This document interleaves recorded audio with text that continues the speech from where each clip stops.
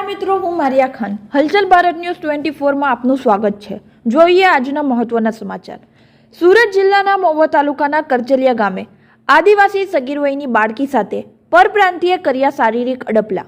ગતરોજ કરચલિયા ગામે પરપ્રાંતીય યુવકે એક આદિવાસી સમાજની સગીર વયની દીકરી પેન્સિલ લેવા જાય છે અને આ આદિવાસી દીકરી સાથે રાજ નોવેલ્ટીનો માલિક કિશોર તારારામ ચૌધરીએ શારીરિક અડપલા કર્યો હોવાનો મામલો થયો હતો, જેને લઈને આદિવાસી સમાજમાં ભારે રોષ ફેલાયો હતો. મહુવા પલસાણા બારડોલી એલસીબી અને એસઓજી મળી મામલો થાળે પાડ્યો હતો, જેને લઈને આજે ચુસ્ત પોલીસ બંદોબસ્ત ગોઠવી દેવામાં આવ્યો છે.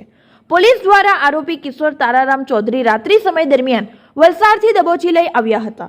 જિલ્લા અધ્યક્ષ હિતેશભાઈ જોઈસે પણ આજે વહેલી સવારે કરચલિયા મુકામે પહોંચ્યા હતા. વધુ માહિતી માટે બીજા એપિસોડમાં બન્યા રહો અમારી હલચલ ભારત ન્યૂઝ 24 સાથે. રિપોર્ટર હનીફ ખાન, મહુવા. નમસ્કાર.